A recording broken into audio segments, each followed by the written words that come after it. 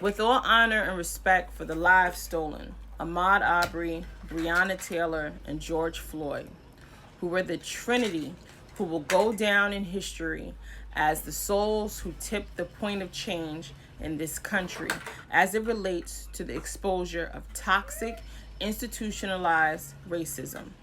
The whole world now sees this society's dirty secrets. This is so much bigger than a meme or hashtags. This is about digging into the crevices where racism lives and breathes. Its existence in the nooks and crannies of our communities have always been known about by the masses and has simply been accepted, to the detriment of those who don't easily access power and to the benefit of those who have been born with privilege. Today I am saying loudly and clearly, enough is enough. I am engaged in the work of dismantling white supremacy in all areas of America, but most importantly, education, and more specifically, right here in Ossining. In 2018, I ran for the second time as an incumbent for my seat on the Ossining Union Free School District Board of Education. I ran alongside Melissa Banta, and as far as my recollection can serve me, that was the first time in Ossining that two women of color were running for two available seats on the Board of Education, which ironically became the first time ever, or in a really long time, the candidacy was contentious with four people running for two seats. This experience was very different from the first time I ran alongside my fellow white colleague, Lisa Rudley. Melissa and I were called out on social media platforms and community groups who summoned us to answer to them on those platforms, despite the fact that we made ourselves available for open dialogue at a community coffee shop. Additionally, we agreed to participate in the PTA-led debate for candidates. The irony is that this year in 2020, there was another contentious election that involved four candidates that do not identify as black for 3 seats, but there was not a peep, nor were candidates summoned by said community groups. The difference in the treatment of black candidates has been mind-blowing. I think it's more than appropriate for us to all pause and acknowledge racialized patterns of difference where they show up. After participating in the PTA-led debate in 2018, I found myself again being targeted for mentioning that I regularly share municipal information in groups like the Ossining NAACP and Black Ossining. I was criticized for involving myself with the dissemination of information directly to the black and brown residents of Ossining.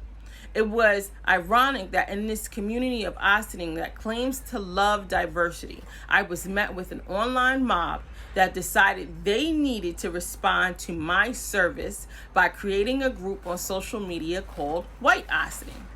Instead of respecting the needs of people of color who have for centuries lived with the continuous consequences of white supremacy that impact us socially, economically, and politically, the foolish decision that was made to one-up the NAACP and Black Ossining group was reflective of a tone-deaf sensibility and a lack of respect for community members who have opted to be centered in their own safe spaces instead of continuing to exist on the fringe of the Ossining community. It is clear to me that fringe positionality for black residents was most comfortable for the creators of the White Ossining group.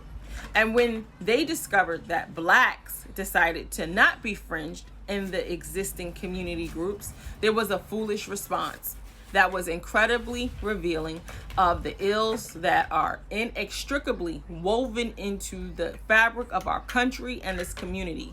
I intentionally did not respond, and I waited until I won my second election and addressed the specific person that chose to incite racism, similar to what is occurring now as I transition into my last elected year.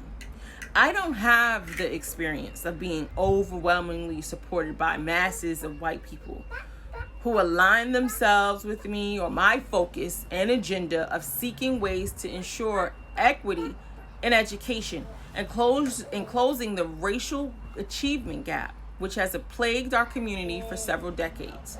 There weren't many folks outside of the Black community who were getting in line to form an allyship with me. I realized early on that it would be just me, a Black educated woman, 10 toes down, able to speak up for herself, who would be fighting this fight on behalf of children who haven't been the beneficiaries of this school's system's advocacy. My clear focus on equity has made me a constant target of people who are interested in maintaining a system that benefits some and hurts others tremendously, because I have made it clear that this sort of othering is unacceptable. I have experienced a number of visible interactions as an elected board member during which I have been disrespected simply for being my authentic self, and an advocate for children who have historically not received what they are entitled to receive. The data sets are revealing.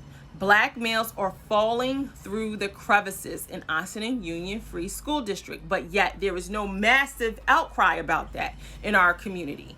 I have mentioned this repeatedly over the past 3 years in various ways, but there is no established, organized plan to demand better. I'm only one of 7 on a board who has consistently spoken out against educational inequity. I recall spending hours of discussion time about a football field, but nowhere near that amount of time, detail, or concern has been shown in the discourse around Black boys in our community who fall victim to Austin's achievement gap. So I take this time to say, if the truth about racism offends you, my advice is to work on moving through your own discomfort. Truth is all I have to offer.